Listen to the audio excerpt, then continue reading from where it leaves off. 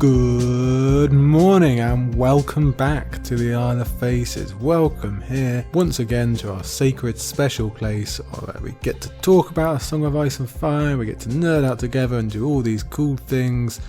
What fun it is to be back. Hello, I am your jolly green giant, your head green person here on the Isle, ready to take you through some more A Song of Ice and Fire. How lucky we are. We're good, we're ready, and the sun is shining over here in lovely old England, so we know we're ready to go. Good to be back, isn't it? Thank you all for coming back to join me once again, or if you're new to the Isle, welcome. Lovely to have you aboard, of course. It is wonderful to be back. It is great to be talking to you all again, as I explained on that little mini episode released just before this. Lovely break, very much appreciated. Thank you all for being so patient, and thank you all for putting in your opinions and letting me know what you wanted, and hopefully you're as excited as I am about where to go from here. Don't get me wrong, it was lovely to have a break. I very much enjoyed it myself. I hope you all did as well, but now we're ready to get going on a new era for Scraps and Scrolls and the Isle of Faces in general as we look forward to the Winds of Winter preview chapters, which we will get to today. But first, of course, thanks have to come. Not only to you all for being here, coming back or joining us, and the downloading and the commenting and the messaging, which is always so very much appreciated, but especially to our wonderful, generous patrons that keep this podcast going, that bring me back here again. My deepest thanks must go to each and every one of you. I especially want to shout out some names here. Names you will know and love, like Glenn T, Aegon the Sixth, Lord Commander Namian Darklin, KM, Archmaester June, Healer of the Lesser Poxes, and new to the Green Trunks tier, we'd like to welcome Lomas Knight Rider, survivor of the Yeen Sleepover. Great name, well done. So welcome Lomas, welcome back one and all, thank you yet again. So just in case you haven't listened to that little mini episode and you're not sure what's going on, I again thank you for getting your opinions known across the Google form or by messaging me or whatever it was. Such very, very kind comments included in many of those, but I have settled on some decisions of where to go next. First off, well, the choices were clear. You made your opinions known. We must continue to follow History of Westeros as they dive into the Winds of Winter preview chapters. Obviously, that's what we're here to do today, so that one's covered. But we'll also be having some more stuff here on the Isle of Faces. These episodes will be shorter, obviously, so I'm going to have some more time, some more room to get out more shorter episodes of different topics. We're going to have these regularly every week for the most part. There might be a little break here and there, but also different kind of episodes, like I say. So then, we've done our recall, we've got everybody here, that's wonderful, we've all grabbed a seat I hope, we're ready for what's coming next. And that is, as the name would suggest, the Winds of Winter preview chapters. The few select chapters that George has released in various forms over the number of years since Dance came out. We're going to give them the full Scraps and Scrolls treatment as we would have any other chapter in A Song of Ice and Fire, as we have for every other chapter in A Song of Ice and Fire. It will be different, of course, because they're not real yet, they're still previews, they could all change. We'll get into this in a second. They're obviously isolated bubbles for the most part. We don't have all the connecting parts and we don't know what's coming after, so there's only so much we can do with them, but we'll do as much as we can. And just in case you're unaware, these chapters, let me list them out for you here. So over the coming weeks, this isn't in order, but over the coming weeks, this is what we're going to cover. And most of these we've mentioned at some point through Scraps and Scrolls anyway, especially the ones relating to Dance. We've had really long guesses, we might have mentioned them very briefly, but they've all come up. But either way, just in case you don't know, here they are. So we'll be covering Theon, Arianne 1 and 2, Victarion, Barristan, at least 1, I think there is actually 2 on that, I'll have to check, Tyrion 1 and 2, you're here today, Mercy / Arya, Elaine / Sansa, and The Forsaken, which you'll famously know is Aeron Greyjoy, much to my chagrin, but there we are. So we're talking 7 or 8 episodes there. I'm not exactly sure how Aziz is going to chop it up, but we've got another good few episodes to get through. It's all very, very exciting. A very different experience now lies ahead of us, at least in terms of a reread project. I suppose now it's more of a pre-read project really, isn't it? Perhaps we should pitch Aziz on Valar Pre-Readis instead, that sounds pretty cool. Anyway, not only will our approach and episode structure be different from here on out, but just the general sense of the thing. For the majority of you, reading through books 1 to 5 was something you had probably done multiple times before. You had a pretty good sense of the overall, you knew basically what was happening around the story at that time, and sometimes in specific chapters. That sense won't be nearly as strong this time out. That's for the majority, and I include myself in that. We've probably had a look at these maybe once or twice, maybe we've only glanced at them. I personally would be completely clueless to tell you what was going on without actually looking, and some of you might not have read them at all. So we have a different atmosphere and a different setup, but it is still Scraps and Scrolls at its core, and it's great fun to be doing so with you all yet again. So thank you for joining me in that once more.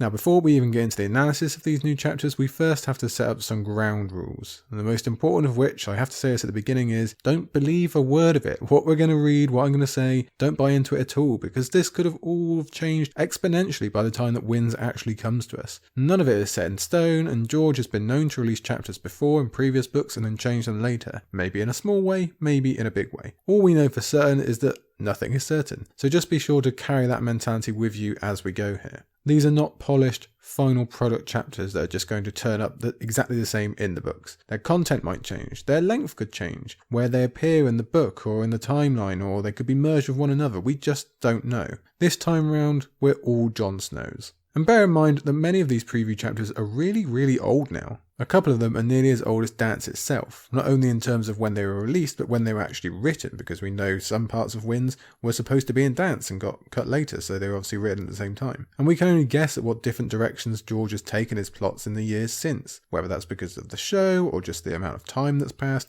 or his gardening style, or whatever else. But none of that is to say that these are worthless, of course not. No, there is plenty of fun treasure to be uncovered just yet. Besides, being near the beginning of the story protects them from too much change. Most directly correspond to plot threads from the ending of Dance, so George has been quite clever in only giving away so much. He's obviously not going to give us true hints of major plot threads for later on in the big parts of the book, but we can identify what we think are signposts, as we always do. And some of these chapters have their own contained arcs. They're still fun chapters, fun stories in and of themselves, so there's much for us to see. And what we have to start with today, actually, as we dive into these preview chapters, is an excellent example of what I've just said about these being untested waters for us, because Tyrion I of the Winds of Winter preview chapters isn't even a proper chapter, not even by pre-release standards. And what I mean by that is that there's no written version of Tyrion I that's been released. What we have is fan transcripts and summaries from a live reading that George did 9 years ago now. So you can see what I mean about not buying into what we have here too much, although we're still going to enjoy it. This is a very different experience for us, trying to analyse and read through and do our normal scraps and scrolls thing. Obviously, you can't go line by line when there are no lines. And we could also call into question the validity of certain summaries or comments online for people who said they were there. We can debate whether that's a reliable source of information, but it is what we've got, so we're going to run with it. We're not going to question the memory clarity of these people.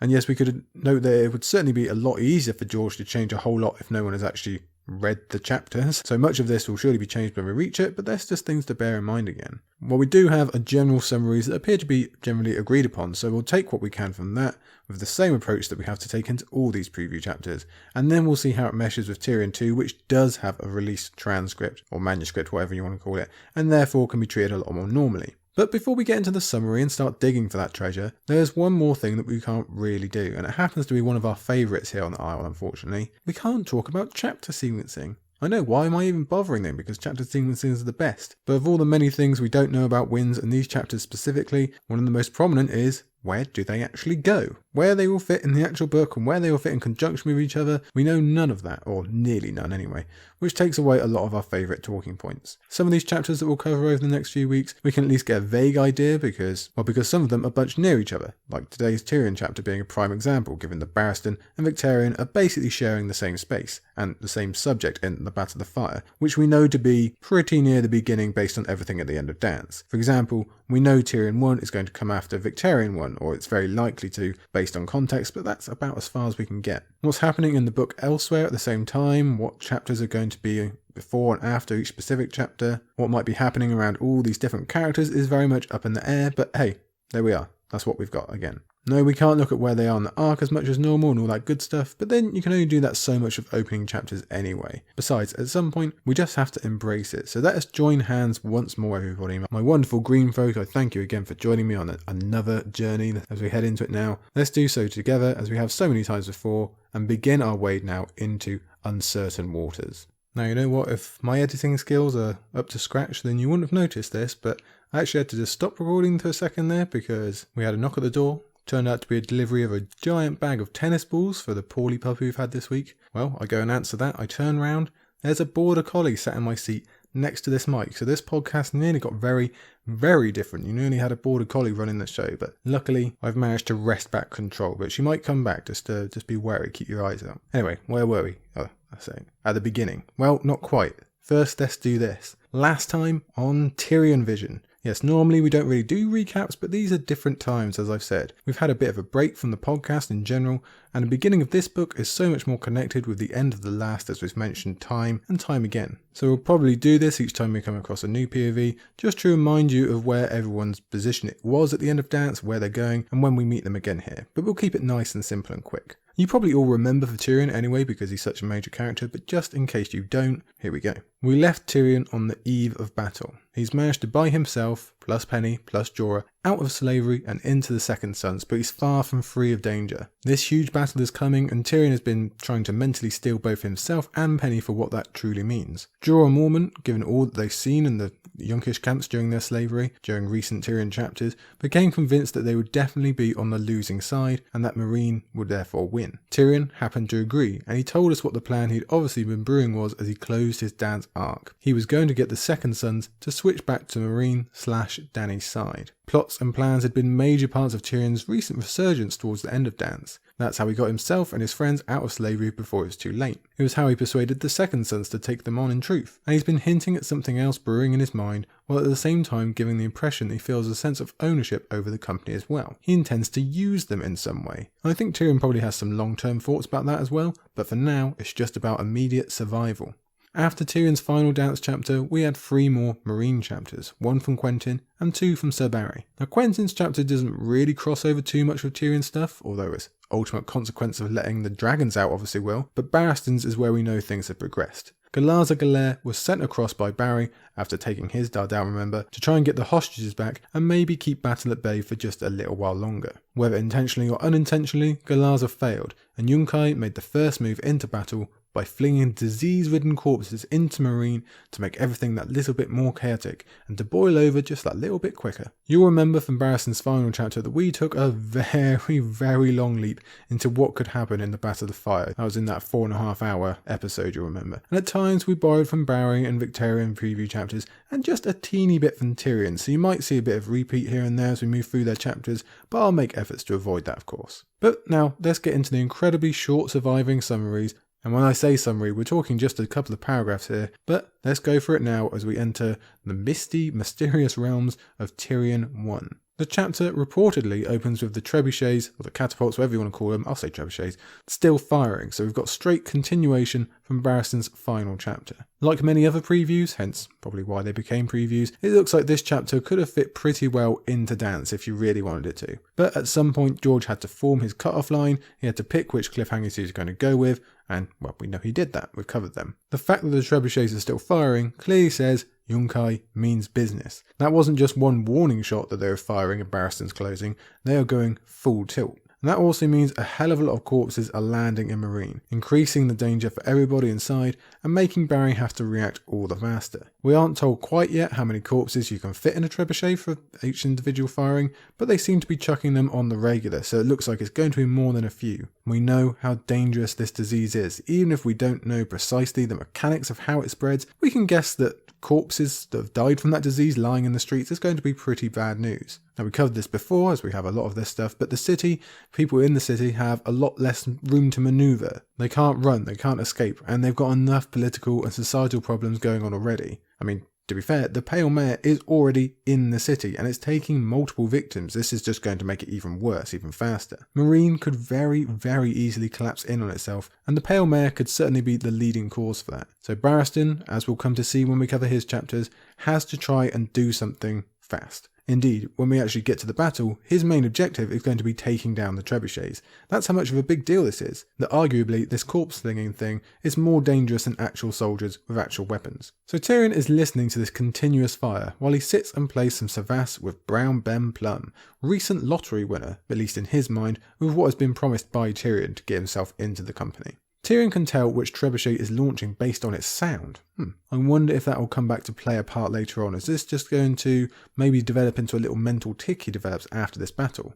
It's going to be pretty bad, this battle. It's probably going to stick in his mind, so maybe it will just be a sound he never forgets. Very possible. But from the off, we have the return of Cyvasse yet again. And I don't think George is going to be letting go of this particular literary device just yet. We got a little hint of it in Feast down in Dawn, it was all over the place in Dance we remember, and it looks to continue in Winds. We even got hints of it finding a home in King's Landing, so look for it to kick off there as well. Arianne and Tyrion might bring it with them as they approach the city or the continent as well, so I think we can ask, what is the over-under for Cyvasse games that we'll witness in Winds? We might have to save that for a different kind of episode. Well, that might be a question to ask. But personally, I love the instant juxtaposition of this right from the beginning. The biggest battle in the series so far is literally beginning outside the door via this monstrously morbid act of slinging corpses over a wall. And these two men right here, Ben and Tyrion, are dealing with it by just playing at war instead. They're just playing a game right in the middle of the chaos. There's something very funny about that to me. Now obviously, Brown Ben is an old hat of battle. He's not going to build himself up before he needs to. You can't have burnout, can you? Tyrion,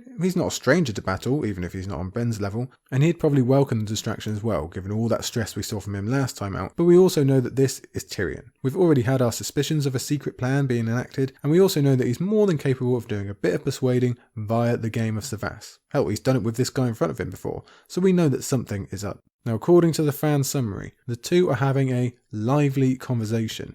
We know the sort that Tyrion can get into. And he's also apparently in better spirits and is his old, insufferably witty self, says the summary that I'm reading, which comes from angrygotfan.com, I should mention here as well. But that description fits into what we saw at the end of Dance 2. Old Tyrion was already re-emerging thanks to Penny in large part, but also due to simple time passing, and very importantly, a different view of the world given his extremely changed circumstances, the whole fall into slavery and everything else that happened to him. On top of that is the return of his agency, the wheeling, the dealing, the persuading, the acting to a degree. We saw all of that at the end of Dance, so it makes sense that that's been building as well. We know Tyrion has already done some play acting when signing the parchments that got him into the Second Sons, so this is just the next progression of that possibly. Now, whether Tyrion will continue with this re-emergence or whether he'll tumble back down the path of darkness again come Winds remains a good subject of debate, and one we can start to cover a little bit when we get to Tyrion 2 in a second. The summary writer states that the entire point of this chapter is Tyrion floating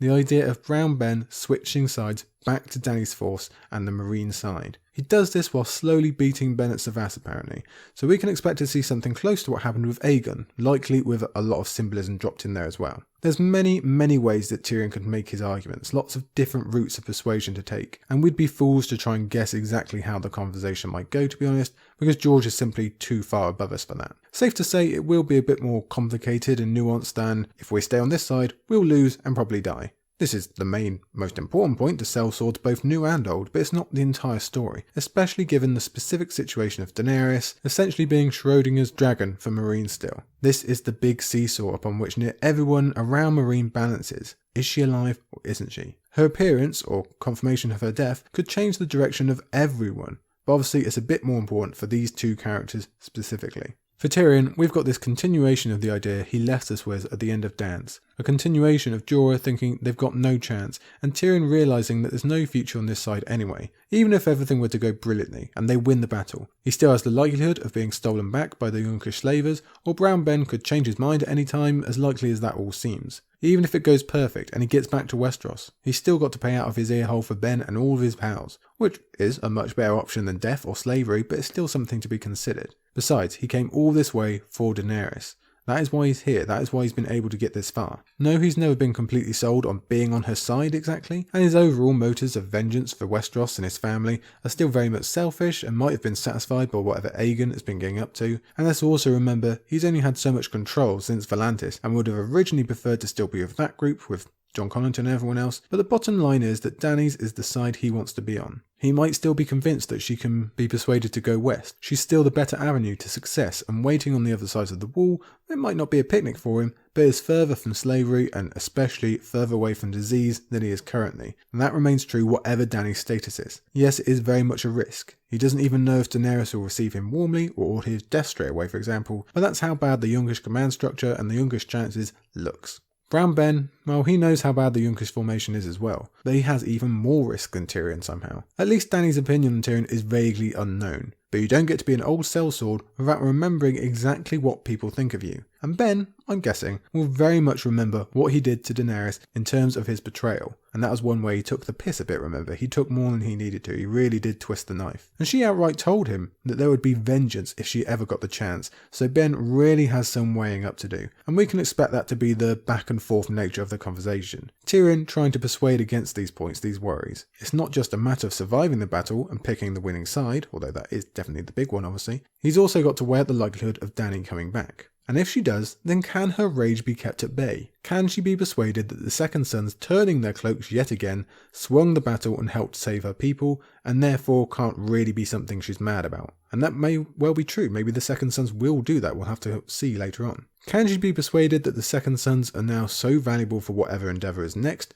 that Dany can't afford to take vengeance and risk losing them? Or could Ben even persuade her that this is just the nature of their business and that she shouldn't take it personally? Yes, I wouldn't bet on that last option. I don't think that one's going to work, and maybe none of them will. On top of all of this is the extra pressure that Tyrion represents for Brown Ben Plum. He's a literal gold mine that's just landed in Ben's lap, and it'd be really, really annoying to mess up and pick the wrong side now, of all times, when you've finally got a guaranteed lordship waiting for you in Westeros. But does that knowledge make him more cautious or more risky?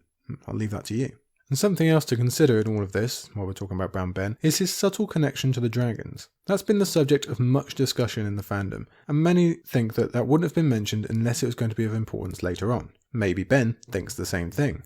2 dragons are currently loose in Meereen. Daenerys is nowhere to be seen. Is there some small part of Ben's mind not daring to think that this could be the perfect situation to get himself a dragon? Or if Dany returns, maybe he can rely on this to help her out a bit with said dragons. Remember, a huge part of Ben's original turning to the Youngish was Dany refusing to deploy the dragons in battle. She kept them locked up down in the pit. Well, now they're out either way. And though he's probably too wise to think that they can be truly controlled, you'd want to hedge your bets and be on the side that does have 2 dragons rather than the side that doesn't, wouldn't you? So look for that to play a part in this conversation as well. Now, just keeping with the idea of dragons, there are suggestions about Tyrion's thinking on that, but I should make clear that some of these are now coming from comments, just random comments that I've dug out from the old Westeros.org forums from people who claim to be there at the actual reading. This isn't something included in the summary itself, so do with that information what you will. I will try not to delve too deeply into those and just keep it to the main summary, but some do stand out. For instance, according to one of these comments, Tyrion, apparently, thinks Daenerys will return on Drogon. Barristan, he thought the same thing, or at least thought that Drogon would return. But that would be very bad news if Drogon came back without Dany. All of them would lose faith, and it would be an even more chaotic moment for everybody, so we definitely don't want that. Now, we readers, we know that Dany is alive, but I suppose that doesn't mean that Drogon could appear without her on one of his hunts before she makes her own way back to Meereen, and then he gives the wrong impression and everyone thinks she's dead and anything could happen. But probably not that, but it could, couldn't it? We can also ask how Tyrion and Victarion would react to such a sight/general idea, but in terms of this conversation, I wonder how such a belief from Tyrion would work. Would it be a persuasion that the Meereen side will definitely win and you do not want to be facing her and all 3 dragons if she does come? Perhaps he suggests if Dany is coming back, then you really want to have done something lately to endear yourself to her. Something like switching sides and fighting in her name. And perhaps Tyrion is also setting up his own self-preservation as well. Maybe he's thinking that if he ever gets dragged in front of Daenerys with accusations about Lannister this and Lannister that flying everywhere, he can say, oh, hang on, wait a minute. It was me that actually got the Second Sons to fight for you again in the first place, so don't be so quick to judge. Now who knows if that would work, but it'd be nice to have a bit of insurance. I've got a couple more of these random comments for you here. One that says this chapter apparently has quite a few funny moments. So, well, that would fit. We have seen those in Tyrion chapters before, and that would help to that juxtaposition I mentioned earlier, to this little kind of bubble before the battle actually hits. So yeah, that certainly fits, that works. But there's also another that has confirmation that Ben is worried about Dany taking revenge upon him. But not only that, but also the fact that the Volantines will soon join the battle and swing it back to the Youngish side. He doesn't want to hop over to Meereen just before the backup arrives for the team that you've just abandoned. That would be pretty bad luck, wouldn't it? It'd be pretty foolish. So that works as well. We could easily see that being part of it. But now I'll get back to the actual summary itself. And the critical part of this is that, yet again apparently, Tyrion isn't only suggesting a switch to the other side, but also the freeing of the Meereen hostages on the way out as well. And just to jog your memory again, those remaining hostages are Daario, of course, Hero of the Unsullied, and Jogo, the Blood Rider. Yes, R.I.P. Grolio, he's unfortunately no longer with us. So this really is a major development. This is probably the biggest thing we can actually learn from this summary, in fact. We already knew from Dance that Tyrion would be making some kind of pitch about swapping sides, but hostage collecting is completely new and very exciting because we know that Barristan has set up a similar plan for the Windblown and Jaehaerys and Archibald. Now we can only guess why Tyrion has decided to include this. It might be as another way to impress Daenerys and get in her good books, or at least persuade Brown Ben that this would achieve that. It might be a way to get past the guards or inside the walls, or who knows. No doubt Tyrion has some other vastly complex plan yet to be revealed. But really, we know the possible collision of two squads / sellsword companies on the same mission is what we really want to find out about. And I must say, here, thinking about this, something that's never actually occurred to me before popped up. That the Dornish duo, our favourites of Jairus Drinkwater and Archibald Ironwood, could also have a pretty big reaction to meeting Tyrion, because he is a Lannister. Now obviously they would have to recognise him for who he is, but that's certainly possible. It's equally possible that Quentyn would have had a larger reaction if he had survived as well. Obviously he'd have the much larger reason for such a reaction. Even if he doesn't show off that side of his Martell blood as much as everyone else in his family, it still would have lit something inside of him because of that family history. It might have even changed his mind about what he could bring back home to be a success. Yeah, it's really annoying me that I kind of missed that, to be honest. Quentyn thinking of himself as a failure, not being able to bring anything home.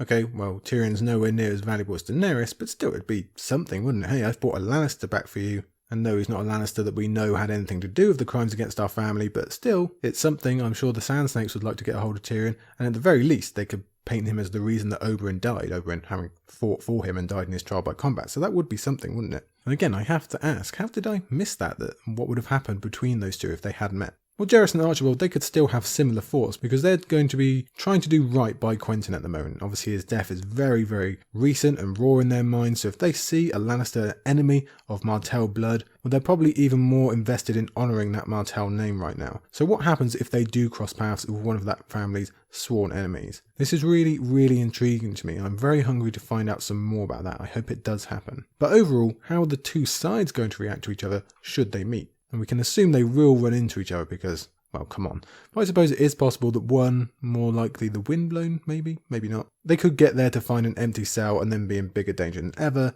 but let's say they do meet. That's the one we want to talk about. How do they react? Do they join up in aid of a common goal? Do they suspect or betray each other? That's probably the much more likely, isn't it? Do they just start fighting straight out? It could be any one of those options, to be honest. We knew the hostage situation, and remember this will likely be happening in the middle of this huge bloody battle as well, was going to be important going forward, but tying it to the fates of Tyrion and his friends makes it even more so.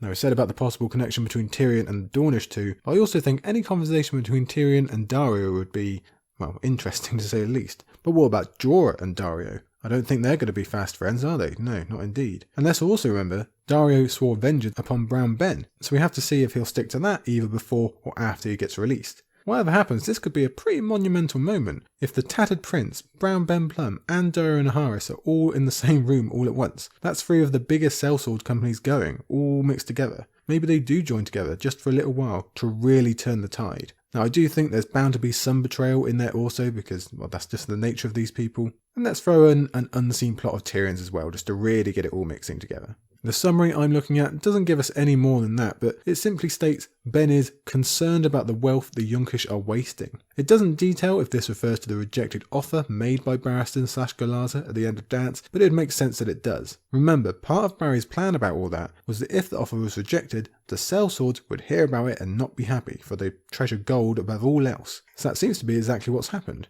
And that would be very cool to see one of Barristan's shrewder ideas pay off so quickly. The summary also mentions that Ben does not reject the idea immediately, this idea of switching sides, which hints that that's exactly what they're going to do, and it will therefore lead us into Tyrion 2. Before that, we have one short paragraph detailing the end of the chapter, which apparently involves the spotting of sails, and everyone assuming that this is the Volantene fleet that is still to arrive, and then actually realising, no, it is Victarion's Iron Fleet that they realise that due to their sails. Hence telling us that this chapter comes out of Victarion 1, even if we're doing it slightly differently. He also has dragon banners apparently, and I'm not sure where he gets them. We might have to refer to that Victarion chapter. No doubt there will be hordes more information involved when we actually get our hands properly on Tyrion 1, but that's about it for now, so let's move on to more solid footing, somewhat, in Tyrion 2, our actual chapter to read through. Actually, I do have just one more comment, this random comment that was on these old forums. Apparently, there's also the suggestion that the hostages themselves will soon be loaded onto the trebuchets, and we did discuss that possibility back in Dance, so that adds a nice little time element to it all as well. Let's do it, let's do our normal thing. Let's go to Tyrion 2. Okay, get yourselves comfy. Now we are on much more familiar ground. This is what we're used to, isn't it, everyone? This is much more scrappy and scrolly. We've got a written chapter in front of us. We've got something to go through, some lines to examine, some quotes to say. It just feels right. Good to be back, isn't it? Now, it's still very, very different. Not as different as Tyrion I was, but different. We're still guessing, we're still making assumptions, we're still lacking a lot of context, especially in terms of our beloved chapter sequencing. What happened between Tyrion I and II, for example? Was it all Battle of Fire chapters, or did we go clear across the Vale to the Riverlands, Dawn, or somewhere like that? We've got no idea. Perhaps we can work out a little bit of that context as we go through these remaining preview chapters, but it's still a bit weird, and yet so much more familiar. So with these previews, even the ones fully written out like this one, I don't think there's all that much need for preamble or introductions this time. I won't go through what happens overall as much because, like I said earlier, it doesn't have as much of a reread feel in general. It certainly won't be as familiar to you as a normal chapter, like we said. I can personally barely remember them at all. So we'll move through the plot together in case there are any surprises and whatnot that we don't want spoiled. What I will say just before we get going is we do know something of this chapter that's comparable to what we normally say, and that's the length of it. This chapter is 4,473 words long for what it's worth, and that would have been the second shortest chapter in Tyrion's dance run. It's also well below his dance average, almost exactly 6,000 words. The shortest Tyrion dance chapter was his third, I believe, so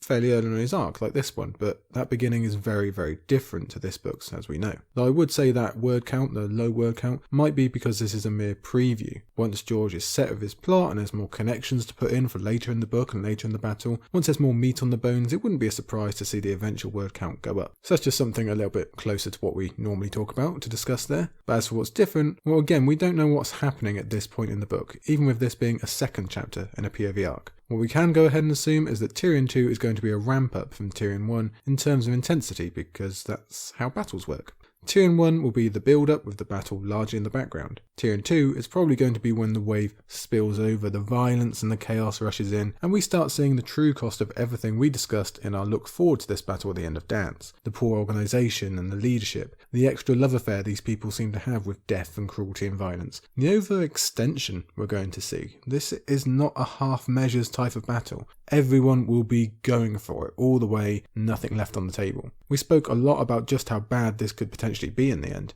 and I'm sure it's going to get worse after Tyrion II, but expect an introduction into that carnage, especially the cost of poor leadership that I've been bringing up for months now. All of that is very, very important for everyone involved, of course. Yes, there's the obvious danger of losing your life, but there's also the gut-wrenching fear. There's the breaking of soldiers, the breaking of men, the long-term trauma that will be earned on this day. There is a lot of horror yet to be witnessed. And like I say, that is true for everyone, but it's especially important for our POV. We've been through 2 proper battles with Tyrion now, as well as a few skirmishes here and there, and we've seen both the physical and emotional toll they take. For Tyrion, who not only has to deal with the usual terribleness of thinking you could die at any time, of having to kill people, which is worse in so many ways, of having to watch people on both sides, friends and enemies, die in gruesome ways, all things I cannot get across to you how bad they are in terms of mental and emotional damage. Not only does he have all of that, but he has recent memories of battle that are definitely not positive. He nearly died on the Blackwater. Someone on his own bloody side tried to murder him, as well as everyone else on the enemies having a good go as well. That kind of thing is not easy to forget. That betrayal and surprise, the feeling of the ground falling from under your feet like that. He ended up suffering, on top of all that, a really key physical disfigurement that messes with his already very, very damaged self-image and how that relates to people around him. We've discussed that loads and loads. And emotionally, the Blackwater is where it all went wrong. Being Hand of the King wasn't a cakewalk, but it was Tyrion at his best. It was his peak. After the Blackwater, all of his contributions, both in the battle or prior, were wiped away publicly. He himself was kept from the public stage. He was cast out of his position as though he had failed at something.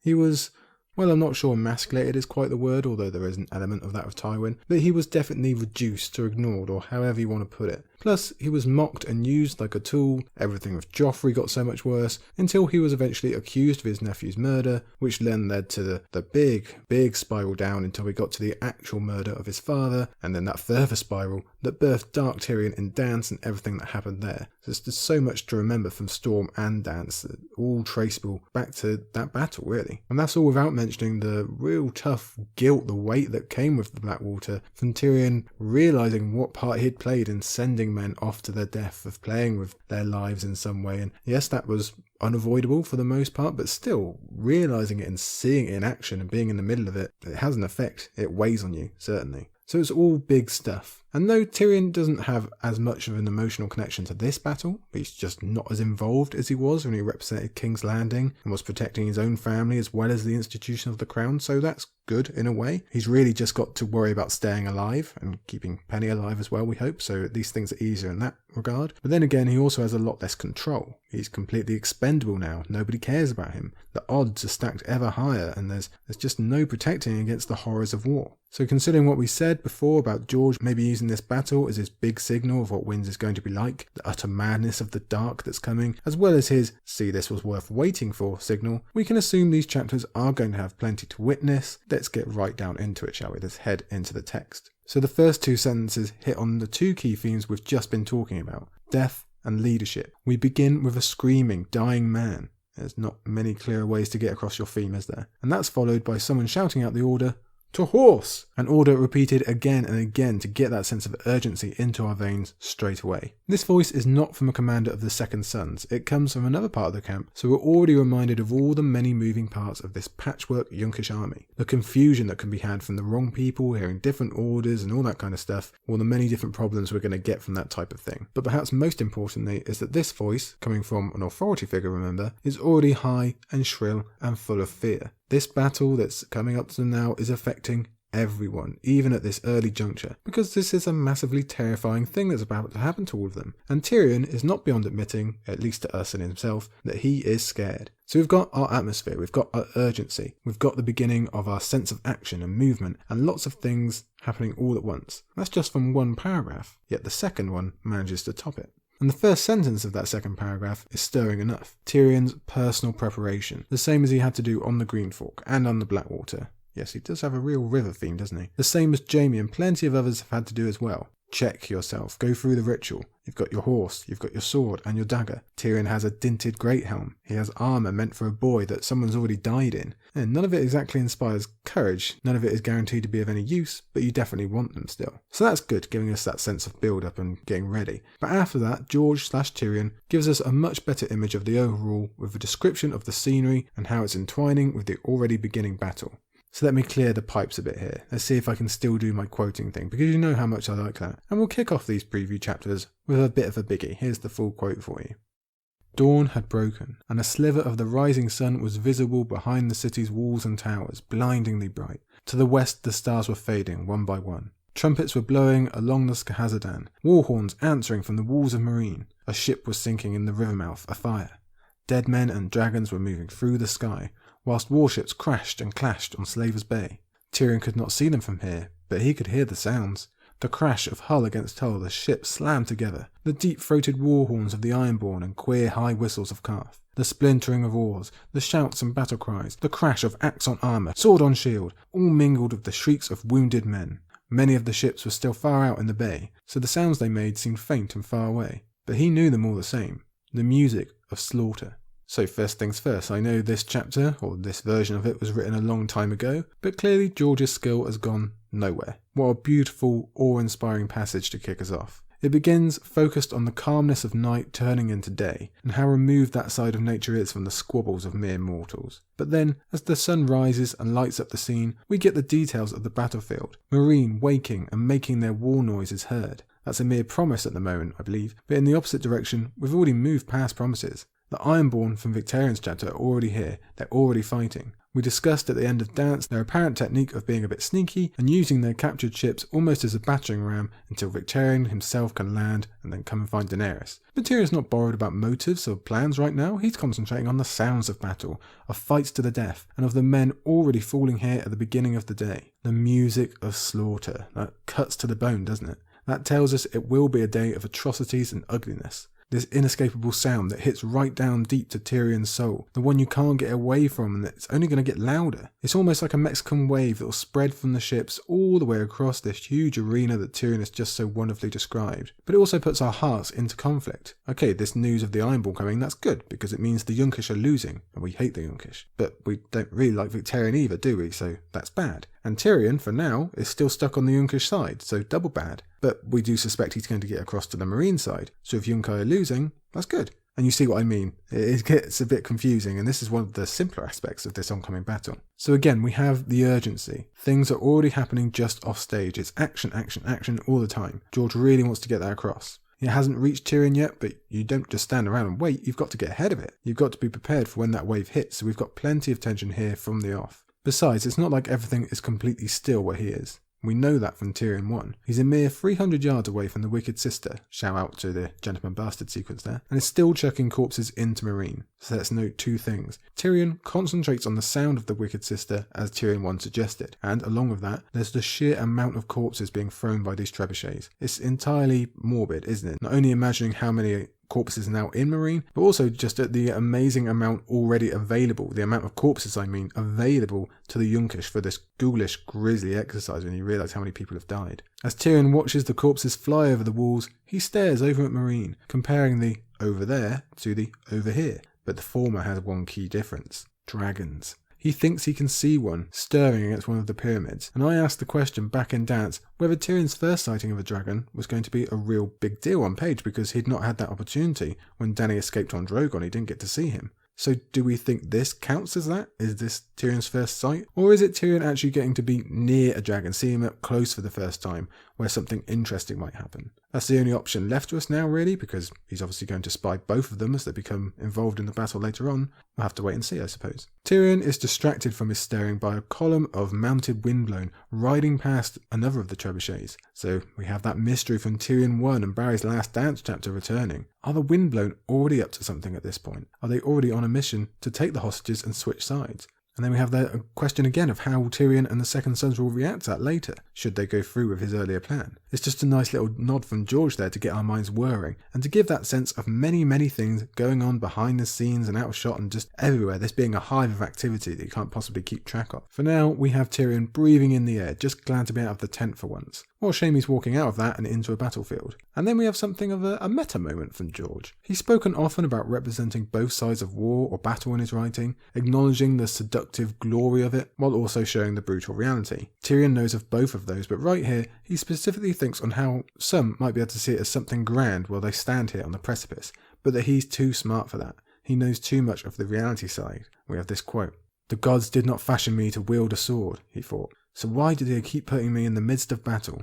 No one heard, no one answered, no one cared." There's a genuine sense of annoyance from Tyrion here, because at a certain point it's like, well, come on, how many times is this actually going to happen? Let's remember that Tyrion has never sought out battle personally. He wound up on the Green Fork by just walking out of the Mountains of the Moon and bumping into his dad. He ruled a city that was about to be attacked by an outside force. He didn't go looking for anything. Yes, he did engineer much of what the Blackwater ended up looking like, but he wasn't marching out the forces of King's Landing to go and conquer somewhere. And obviously he did not choose to be here most of all, so why does he keep getting thrown into war? Why is life so unfair for him? It ties into some of the stress we saw from his final chapter in Dance, the anger at being here again and knowing exactly what that means. The stress is added to because he wants to keep Penny safe and she's not really aware of what it could mean and all that stuff, so this is just speaking to that melancholy for him. Such reflection points him far, far back in the past, all the way to the Green Fork when he first had to stand on the edge of battle. And I believe we mentioned all the way back in Game of Thrones that Tyrion remembered the Green Fork much better than the Blackwater,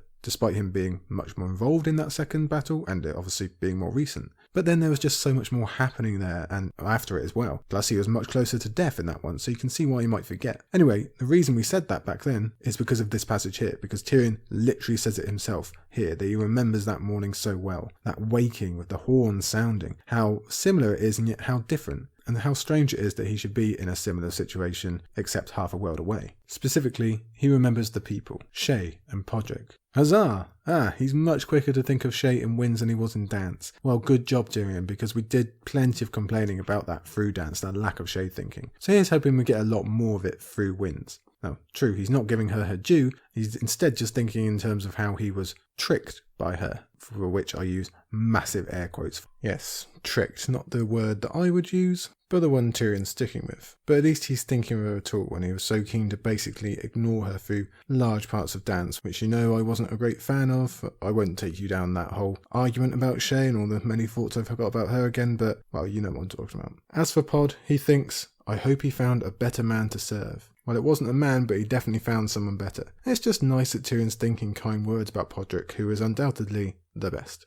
Tyrion then specifies his memories on his first ever battle. He thinks on the nature of it all, the sights and the sounds. He has this quote: "He remembered the fog drifting off the river, wending through the reeds like pale white fingers, and the beauty of that sunrise. He remembered that as well. Stars strewn across a purple sky, the grass glittering like glass with the morning dew, red splendour in the east." It's almost like, with the knowledge that his life could soon be ending, Tyrion becomes hyper-aware of his surroundings. Everything slows and clarifies. We've seen it 1,000 times in different films and TV shows. His vision tunnels to the true world around him. He's just done a similar thing here, outside Marine after all. It's like you truly appreciate your surroundings for the first time. You see the world as it should be. And I'm going to connect that to Sir Eustace Osgrey from the Duncan Egg novella, The Sworn Sword. And I bring that up now because I was lucky enough to recently guest on a Girls Gone Canon Patreon episode all about that novella, and at one point, Sir Eustace, he recalls the great and mighty battle of the Blackfire Rebellion, the Red Grass Field.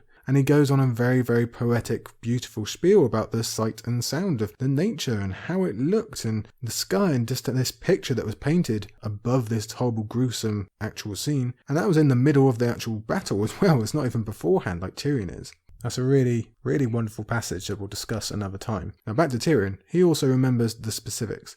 Shay's touch, his famous helm that we always remember with a fair bit of fondness, as well as finally chiding himself for being fooled, big air quotes, by Shay again. So at least he's thinking about that even if he's not particularly enlightened about it. Mainly it's about that feeling of looking stupid, with the cause of that feeling being what kept him alive. He'll take that deal again if it comes along today. But for now he's brought back to the present. That wave is coming and you can't spend too long dwelling on the past. That call for horses back at the beginning of the chapter is now sweeping through the camp. The second sons are all getting ready with their own mounts, but they are doing it with no rush, no sense of dread. This is what they are for, after all. This is what a sellsword company does. They must have done it 100 times, and they've got to be used to it by now. But as Septon Maribold once told us, and probably plenty of other characters as well, you can never be completely used to it. You'll always have that fear, that trepidation, that acute sense of being and stillness, no matter if you fought in 100 battles or in one. And Tyrion sees the evidence of that as well. There's still some possible drinking to calm themselves, there's still people saying farewell to their lovers, just the same as Tyrion did with his first battle. As he looks around, he sees people distracting themselves by grooming their horse or reflecting on those who once fought and fell in times gone by. We see that in Kem, the King's Landing boy that you'll remember, although we should note that Tyrion is full on guessing about what they're thinking on by now. There's just many more throughout the camp doing their own thing their own way, though the majority will secretly be having probably the same thoughts as all the others. Well, I hope I don't die. Tyrion picks out Snatch from the crowd because he reminds him of Bronn, which is another element from that first battle on the Green Fork. Specifically, he thinks, Sir Bronn of the Blackwater now, unless my sisters killed him. That might not be quite so simple as she thinks. Oh, how very intuitive from Tyrion there. For many of us suspect that Cersei versus Bronn will come up in some way during Winds of Winter, considering Bronn's taking of Stokeworth in Feast and everything that was left there. And don't forget they might be involved in those many claimants to Rosberry that Pycelle wasn't allowed to talk about in the dance epilogue. Tyrion keeps up with the reflection, thinking back on all he survived through those first two battles, all the damage he was able to inflict. He even tries to frame it as glory for half a second, though that comes with a tinge of Tyrion sarcasm even inside his own skull. Whether that was genuine or not, the truth of the matter comes out when Tyrion admits the prospect of another battle makes his blood run cold. With all the places he's been, people he's met, plot points he's been through more than anyone else, nothing compares to the dread of what is coming. And most important from that idea is this, all the time telling himself that he did not care whether he lived or died, only to find out he cared quite a lot after all. That's an important quote. We knew this from multiple evidences gathered in Dance, whether it be in the storm that nearly sank him or the time spent in his slavery, but it's kind of wonderful to see him address it himself in this manner. Yes, Tyrion has done many evil things that we should be no rush to forget, but we also do want him to find some way to make up for those things and for him to find his way back to normalcy. This is a big part of this, even if such a path is never so straight, and this battle could derail it in many more ways than simple death. Case in point, even as Tyrion rouses himself with this, the stranger had mounted his pale mare and was riding towards them with his sword in hand, but Tyrion Lannister did not care to meet with him again. Not now, not yet, not this day. Even with that, he immediately answers himself with a list of his, and Tywin's, crimes. Hooray, more Shay focus. And he also tells himself that he doesn't deserve to even live. So make no mistake, this is not an easy costume change. The path is winding. Much darkness lives on in Tyrion in many forms. he cannot simply switch back to a good person and a good character in our eyes. Now, based on past experiences, we're probably pretty worried that Tyrion's thoughts turn so dark just as Penny enters the scene in the chapter, because his thinking on certain subjects, namely Tywin, is nearly always followed by some kind of outburst, and we don't wish to see Penny suffer such. Luckily, that's not what happens this time out, at least at the beginning, as Tyrion heads back inside the tent. Penny is dressed in the armour that was made such a focus of Tyrion's final dance chapter, and he actually makes a pretty astute observation that Penny has been dressing in fake armour for most of her life, and it's only now that she really needs the proper stuff. Yeah, that's a good point, we should have thought of that. Tyrion goes on to report what he knows, though he keeps himself on a lower vibe for the explanation. It boils down to, they are in the middle, which is safe for now, but won't be for long. There's one battle on the bay, the one we know to be Victorian and the Ironborn. There's one beneath the walls, which we figure to be Barristan's charge, even if we haven't specifically come to cover that yet. One of them, or both of them, are going to spill over soon, and then the fighting and the hell will really begin for him and Penny. Privately, he thinks back on the subject material from Tyrion I, the switching of sides. Whatever happened in that Cyvasse game must have been effective but far from conclusive, as he still worries if Brown Ben will actually make the leap. Indeed, he believes that if he doesn't, then there is no outcome in which they survive. So it's a good technique from George to keep the tension running throughout the chapter. Will they make the switch? When Tyrion tells Penny to don her helm, she refuses unless they get him in any armour at all because he hasn't got any right now, which is a nice little nod to the obvious care they have for each other even in these stressful times. But then we get something perhaps unexpected. Penny will help dress Tyrion in his armour. Now this is an important act, it's one we've seen and discussed before. Sometimes it's the near holy act or ritual again of a squire helping his knight, but the most famous example we have is Brienne dressing Renly in all his beautiful armour mere moments before it all proves to be useless in front of a shadow. You might remember that was one of my favourite scenes from Clash, it's really something. Obviously there is a romantic element there, at least on the one side, and perhaps there's still one to be uncovered between these two, Tyrion and Penny, but I don't think circumstances will ever allow for that, even if it is true. And whenever it's come up before, it's been entirely one-sided as well. So this isn't a direct replay of what that was for Brienne. There's just too many complexities in this relationship between Penny and Tyrion, but there is still some significance, maybe even some tenderness in the act, though Tyrion might really be as clueless to it as Renly was. His main concern is getting his hands on some wine because he absolutely does not want to face what is ahead without it, but it seems he's drunk it all already the previous day. That checks out, that sounds like Tyrion. We even have a moment of joy when Penny makes Tyrion laugh with a joke about Cersei. So it's just endearing, it's a lovely moment between the two, and we should probably appreciate that because there's not likely going to be many of them going forward. Besides, Tyrion still gets annoyed with the fact that Groat, Penny's brother, found Cersei beautiful. He doesn't like that. Without wine to occupy him during the dressing, Tyrion moves to speaking of tactics. Perhaps because he really needs some distraction over what's coming their way, but whatever the reason, here is where we get our first whiff of multiple orders being given in different directions to different people and no one knowing what they are doing or, much worse, undermining each other's efforts without even knowing it. Now, I've been going on and on and on about this for ages. I know you're probably sick of me talking about it, but it's just so infuriating how stupid they all are. We've seen hints of it before, but now we're really going to get the hard evidence. So the first news is that Pudding Face wants to use the Second Sons against the Ironborn, and this should really be our first exclamation point. Do you really want to ride into a devastating battle under the orders of someone called Pudding Face? No, you do not. Tyrion, unsurprisingly, does not agree with Pudding Face, who I keep mentally picturing as like the moon pie guy. He says that all of their horse should have been used against the Unsullied instead, before they set up their shield wall, which is the formation that makes them so unbeatable. And this is something that Barristan worried about in dance, so we know that Tyrion's on the right lines here, and it's just good to see that he's retained his tactical mind. At the very least, he thinks the 3 major sellsword companies could have been used to attack the flanks of the Unsullied before they set up, and then boom, if that's achieved, the Marines' biggest asset is already done. Or maybe Tyrion's just thinking that because it gets him a lot closer to the walls. Now Penny agrees with us here, suggesting that Tyrion should be the commander for Yunkai. Tyrion says this: "That would ruin the contest though. This is just a Cyvasse game to the wise masters. We're the pieces."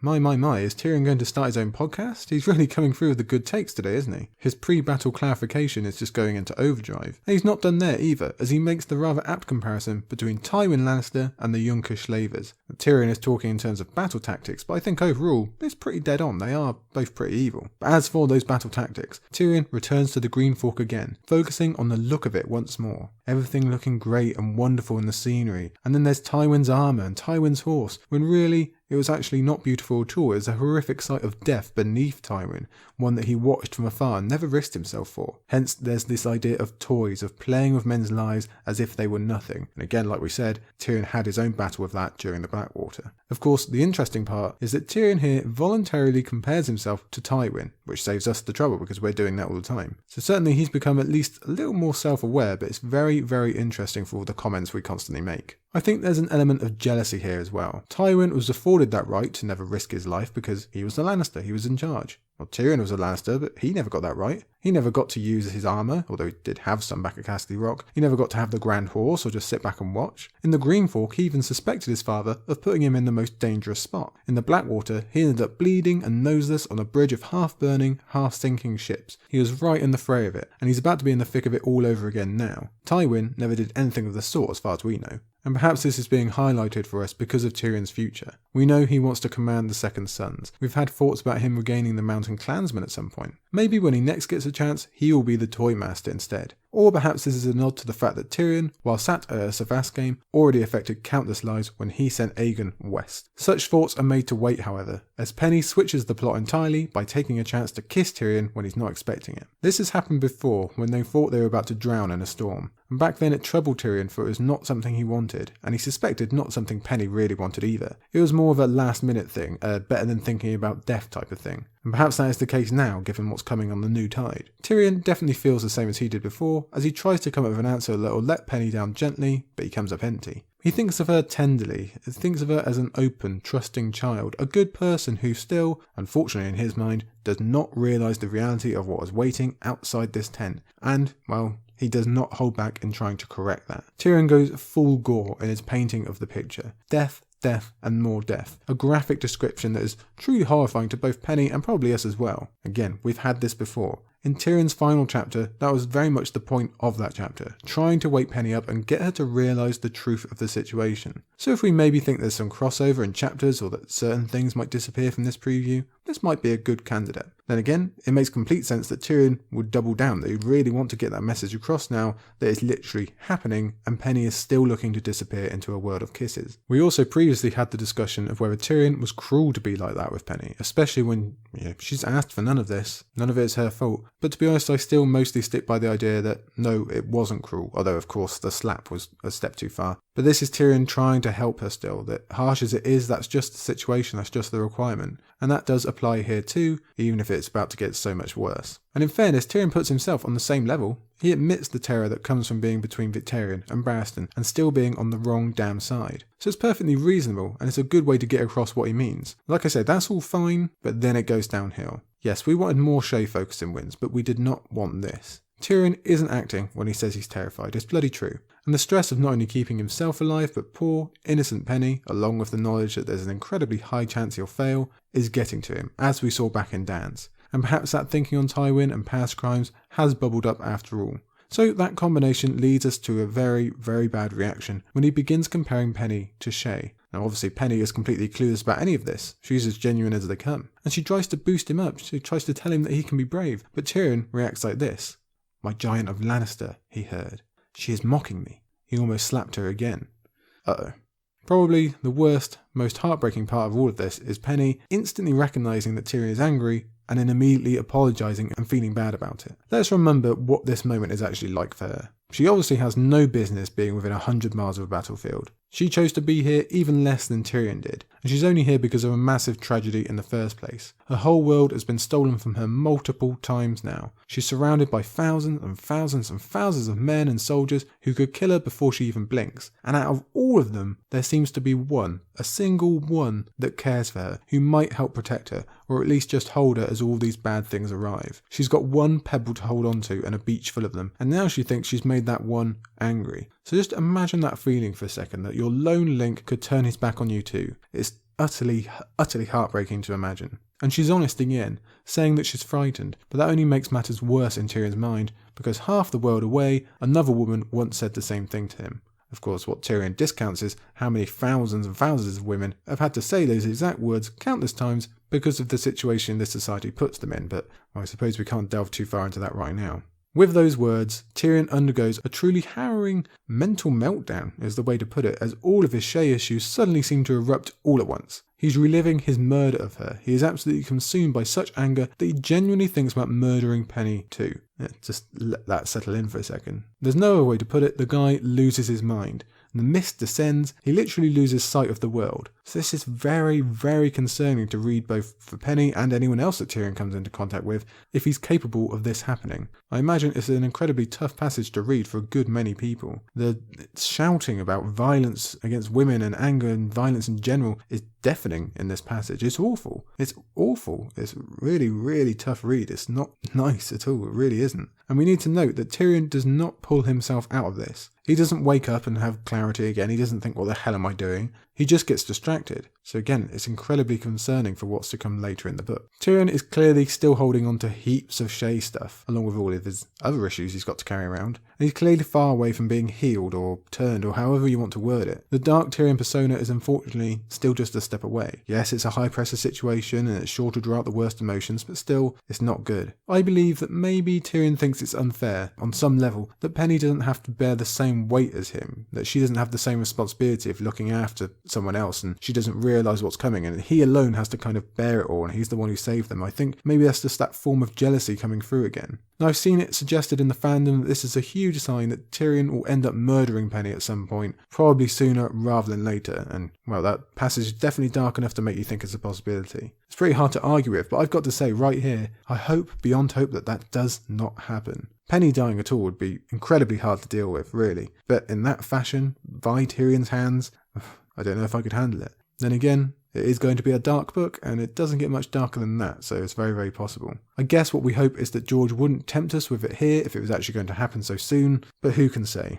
We can only hope. Luckily, that distraction does come, so Penny in the interim is safe at least, but this talk of her black rage and everything else is still very concerning. But as distractions go, well, I'll quote it for you. "Something's happening," he said. He went outside to discover what it was. Dragons. Yeah, that'll probably do it. And dragons, plural as well. So I don't know if this can count as Tyrion's official first meeting with a dragon, but he actually spies both of them at the same time here. Rhaegal is heading out for the bay where the fighting is still fierce, whereas Viserion is taking his lunch from what the Wicked Sister is throwing into Meereen, just like they did with the sheep back in the pit. And for what it's worth, if each catapult has been throwing 6 corpses each time, this is why it says 6 corpses, for as long as they've been firing, well, that really is a lot of corpses, isn't it? It's a lot of bodies falling into Meereen. Now at the same time Viserion is doing this, he's also managing to set fire to some of the Yunkish horsemen beneath him, so we've already got a bunch of chaos even before the dragons really get involved. And we did talk a lot about the dragons' involvement and our guesses about this battle back in Dance, so I won't go over that side of things too much here. I don't want to straight up repeat myself, but this is where we got that info from in the first place, so now you know what sparked that entire conversation that we really plunged into.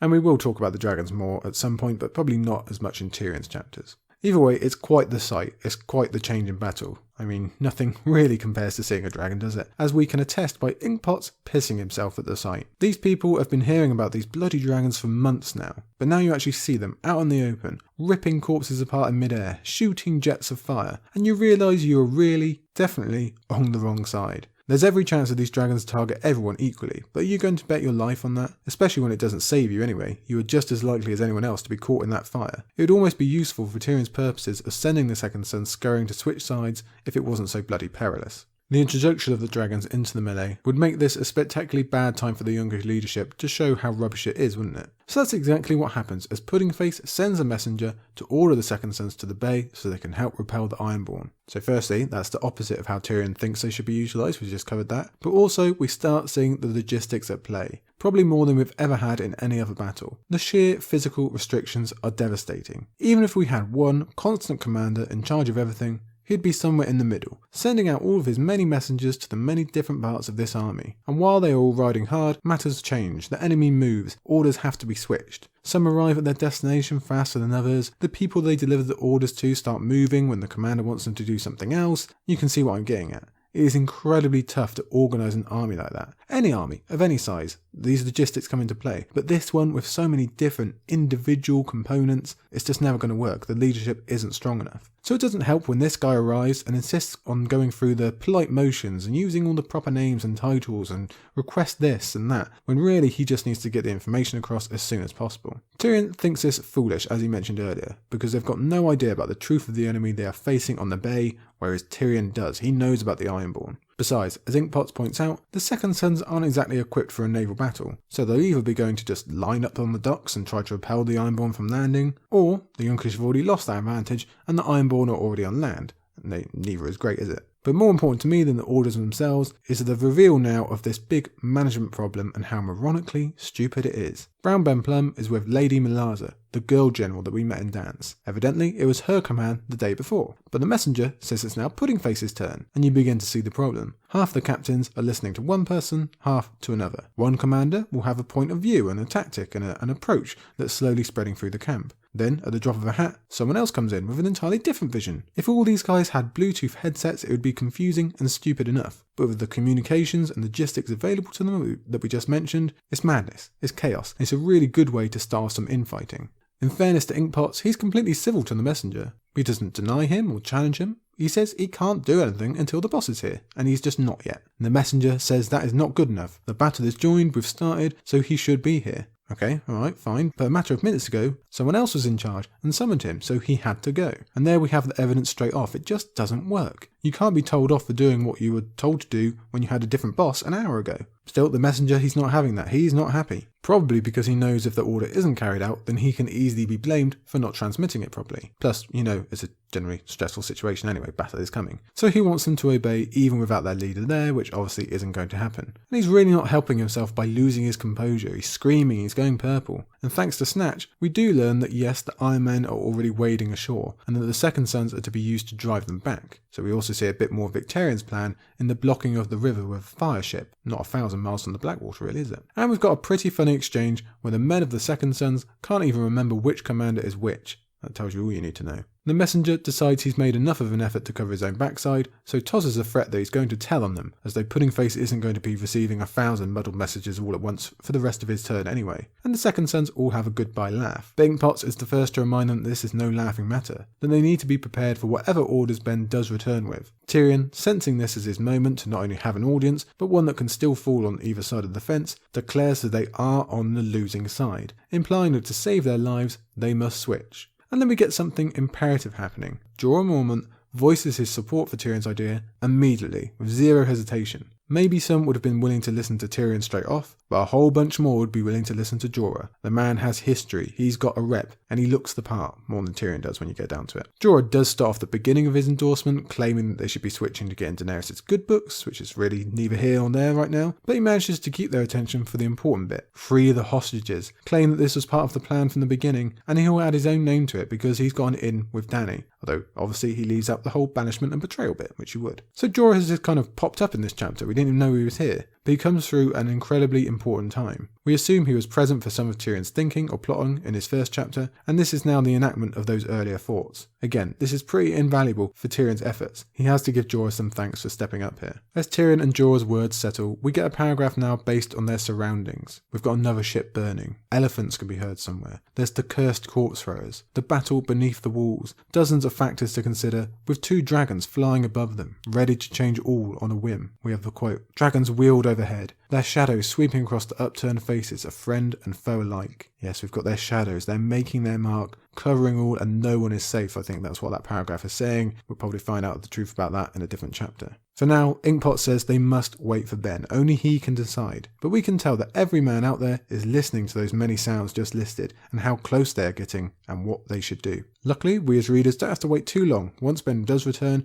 as he summons his captains immediately. At the same time, they mention that Viserion has gone back to the city, but Rhaegal is still flying. He's very interested in all these tiny, active people, wondering what they're doing, perhaps wondering if he can start roasting them soon. Thanks to those earlier Cyvasse games, Tyrion is able to gain access to this meeting as well, as is Jorah Mormont, assumedly just for his veteran presence. As we might have guessed, Ben has been given completely opposite orders by someone whose time is supposedly up. The girl general says head away from the bay, make for the city, and protect the Wicked Sister, especially as this is believed to be Sir Barry's target, as we spoke about in Dance. In fact, one trebuchet, the Ghost, is already down, and the Harridan might be next, and the long lances have been beaten by Marston's freedmen, so we're already getting some real progression in this battle. Things are starting to happen. Jorah approves of Barry's perceived plan, but much more important is Inkbot's question of why they should be following these orders and not the other ones. What of it now being Pudding Face's official turn and all? Apparently, Malaza, the girl general, has just decided to ignore that rather critical part of the command agreement. She thinks she knows best, so she's going to keep giving orders, and at least some people will keep obeying her. So the whole thing is even more chaotic now, somehow. It goes to show how certain people cannot be trusted whatsoever to stick to the script in this kind of situation. Even with painful deaths and defeat awaiting, some will still insist on having their turn at the steering wheel,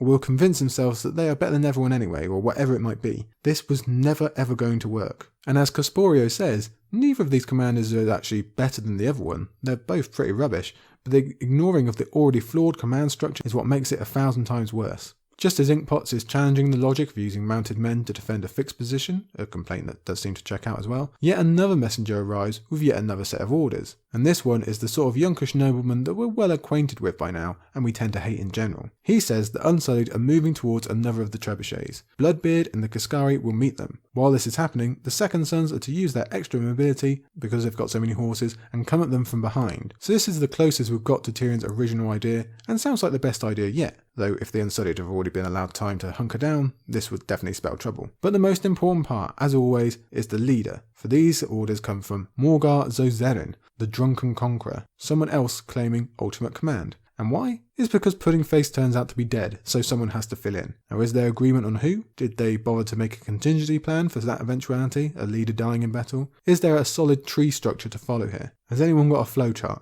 No, they do not. No doubt everyone is now declaring themselves a leader, those who know about the death anyway. Think of all the hundreds of messengers going across this camp, not knowing if they still need to carry those messages, who they need to go back to, or what the hell is happening. Absolutely nobody knows what they're supposed to be doing now. The sun is barely up and the entire thing is broken entirely, and it's only going to get worse. The complete collapse of the younkish structure and leadership is bewildering. It really is something to marvel at. Now the interesting part, aside from all that, is how Pudding Face died, because it turns out the windblown have turned. Oh yes, so that gets us very interested. It would seem the secret mission of Barriss and Selmy, born on the shoulders of the Dornish duo, is working. Although it is perfectly possible the Tattered Prince came to the decision all on his own. Either way, perhaps this means they're headed for the hostages, but it definitely means that they've at least turned, which mightily affects the choices of Brown Ben Plum. And this messenger made a critical mistake. There was no way he should have been blabbing about anyone switching sides. That they would have found out pretty soon anyway, but don't help them along. Don't tell them the ship is already sinking unless you really want them headed for the railing as well.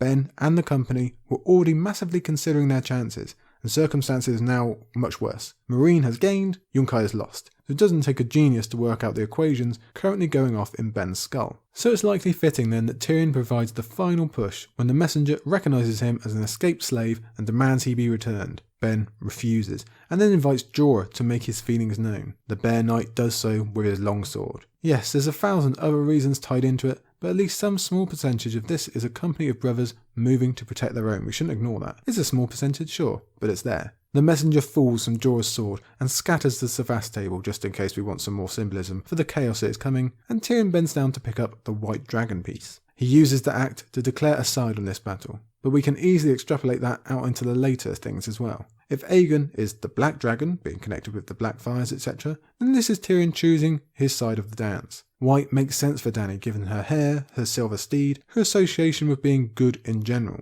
But then this white piece is now stained with the smears of Yunkish blood, which I think we all take to mean as whatever Dany does do from here, it will probably be marked with death. So it is that a remarkably cheered up Tyrion is present for Brown Ben Plum officially declaring that they are switching back, and reminding everyone that this was the plan all along. You got it? Make sure everyone knows the story? Yes, okay. The Second Sons are headed for Marine, and the battle will massively shift as a result. Hence, the end of the chapter. With Tyrion giving this dead messenger a kick and saying, hey, if his breastplate fits, I'm going to have it. Now that might be because of the scene this breastplate depicts, that would definitely fit with Tyrion's style, but it's also just a confirmation that, hey, we're headed into battle, we've picked our side, this is what we're going with, let's do it. So that's going to be another marker here early on in wins and in this battle. Now we're really going to be diving into proper battle, I assume, with the following chapters. But we've still got questions here at the end. For instance, are they going to run into the windblown? Well, we're pretty sure they are, but how soon? Both sides seem to be making for it at the same time, so really are they going to clash over these hostages and what's going to happen there like we discussed earlier? That's really, really important. That's really fascinating to me. I want to see that interaction between these many different characters. If they're going to work together, if that's going to be successful, if one gets cut down. I mean, there's a million possibilities that we'll have to talk about later when we actually find out. But it's also just a massive shift in the early battle for Meereen, and we know it's never that easy. We spoke about it already back in Dance. Victarion, he fights everyone. He's not really bothered about these different sides. He's got one thing in his mind. Well, two. He's got Daenerys and he's got the dragons. We'll cover that at a later time when we finally get to Victarion, and we've rounded up the Battle of the Fire chapters in general. We'll talk about what's going to happen. We've also got those dragons. Remember, they can turn everything into fiery chaos as soon as they like, and they could change the entire format of this whole battle. It could be worse than anything we've ever seen. And even if everything does go well, when we've still got those possible atrocities back in the city that we discussed before, in terms of Skahaz and Barristan, and well, they would mark any kind of victory at all, wouldn't they? Still, it is going well so far. Dany has 2 sellsword companies joining her side now and taking them away from Yunkai even more critically. Possibly she'll get the hostages back as well, so at least the better odds for a victory are here, even though it will still definitely be hard fought and dark and bad. It's going to be bad, we know that. But we've still got a lot of that to come in further chapters. Like I say, we're still going to cover Victarion yet, and we have Barristan to come as well. So there we go, that's the first 2 Tyrion chapters. And okay, we don't really know that much about the first, we have to do a little bit of guesswork there, but the second, well, that's our first jump into the printed versions, the preview versions of The Winds of Winter. And as I said before, George has obviously not lost it. What a brilliant chapter that is. The highest emotion for me comes in that Penny passage, with Tyrion really disassociating from reality for a second. Like, he's back with Shae, he's committing that murder again, and the emotional, mental effects from experiencing that, they're bad enough for Tyrion, but let's not focus on him really here, because the focus should be on Penny. She's the one in danger, she's the one in enough danger anyway with the battle, let alone whatever's going on in Tyrion's head. And yes, I really do worry for her safety, both in terms of the battle, but also after, even if they win. And what becomes of Tyrion and her relationship? Does it really go down that darkest of paths? I certainly hope not. But then I think we probably get a different Penny anyway, because she is about to see some things she's not prepared for, and that do change a person. Even the most hardened soul can crack under these things, and Penny is certainly not that. So look for her to be a real summation of what George has shown us 1,000 times over in terms of innocence happening to, or having to witness true atrocities across the whole series. Penny can really be a roundup and a focus of that in this battle that's about to come, because it probably is going to be one of the worst. And I really can't imagine the final picture, which again we will discuss at a later point, what Daenerys might come back to, what everyone else is going to have to deal with. At some point it will be over, and these people will have to look around and kind of see what they've done to each other.